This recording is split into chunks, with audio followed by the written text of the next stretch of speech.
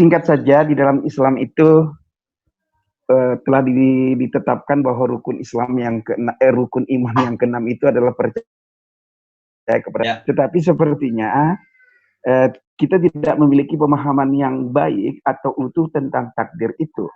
Ya. Saya ingin mengutip Cak Nur misalnya, ketika Cak Nur memahami takdir murni pada fenomena-fenomena alam, sementara sunnatul itu persoalan-persoalan kehidupan sosial. Artinya memang perlu kita elaborasi. Tetapi secara singkat saya ingin bertanya, ada kesalahan masyarakat menurut hemat saya, seringkali sunnatullah itu tidak mau dipahami sebagai hukum alam. Dua hal yang berbeda katanya. Padahal Pak Agus tadi bahwa baik ayat-ayat kaunia maupun ayat kaulia itu representasinya atau asalnya satu, yaitu Allah Ta'ala. Ya. Terima kasih Pak. Hanya itu. Oh iya, Assalamualaikum warahmatullahi wabarakatuh. Ya, betul. Terima kasih Pak Alimuddin. Beliau di UIN Suska Pekanbaru. Alhamdulillah kuliah kita hari ini bergabung teman-teman YAIN Kendari, UIN Suska, dan YAIN Sorong sendiri. Silakan Sensei atas pertanyaan Pak Alimuddin tadi. Ya, betul Bapak. Jadi banyak kesalahkapraan di masyarakat kita ini. Jadi saya sepakat itu dan memang itu harus diluruskan. Nah, datang ke YAIN Pekanbaru Bapak. Pada waktu itu peresmian apa ya? Fakultas apa gitu. Jadi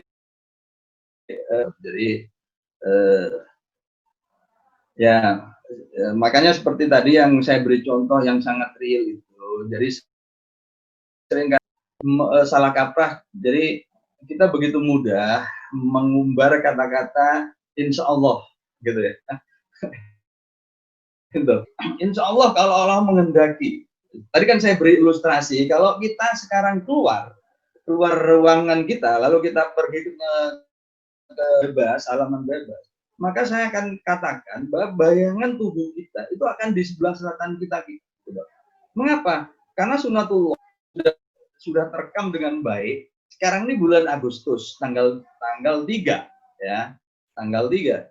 Jadi posisi matahari itu arah. Itu dari perjalanan 23,,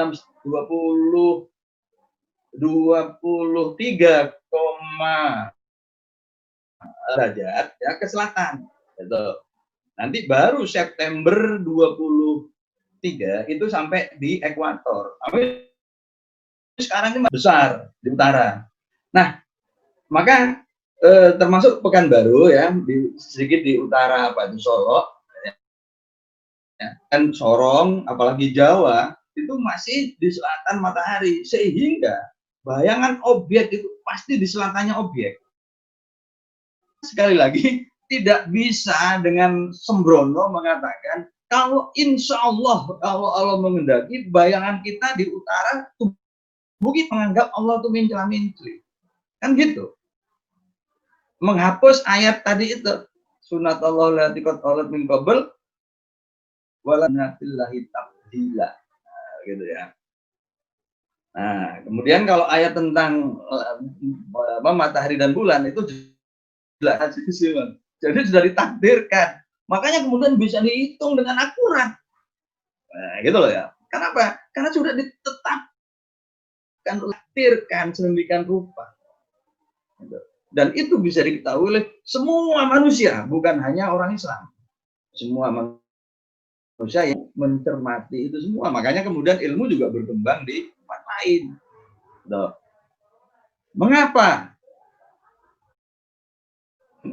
Mesir bisa membuat kalender itu sekitar 6.000 tahun yang lalu? Ya. Dan jumlah bulannya juga 12 disebutkan di dalam Al-Quran. Padahal Al-Quran 1.400 tahun yang lalu. Orang Mesir bisa bikin kalender 6.000 tahun yang lalu. Mengapa? Karena bayangan, ya. Jadi bayangan tongkat itu akan kembali ke posisi semula di hari 366, begitu. Maka ini kemudian dijadikan satu periodisasi waktu yang itu tahun.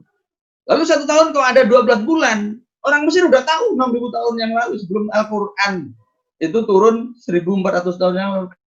Kenapa? Waktu 365 hari itu ada fenomena alam yang disebut dengan bulan purnama. Itu dalam 1 tahun itu pasti 12 bulan purnama. Dan itu sampai sekarang begitu. Nah, makanya jauh sebelum era kita. Itu apa? Fenomena alam. Nah, jadi ya itulah fenomena alam ya. Tadi sudah diuraikan oleh panjang lebar baik oleh Pak Sarudin khususnya, kemudian ditambahkan oleh Bapak Alimuddin ya. Ini sekali lagi terkait dengan pertanyaan siapa tadi, Pak Andono atau siapa ya, bagaimana membumikan Al-Qur'an khususnya karena Al-Qur'an tentang alam itu, tentang iptek ya. Kita bisa bongkar nanti tentang atom dan seterusnya itu. Nah, ini sekali lagi yang 10 abad terakhir ini terabaikan. Nah, saatnya sekarang kita gali lagi. Demikian. Terima kasih. Terima kasih.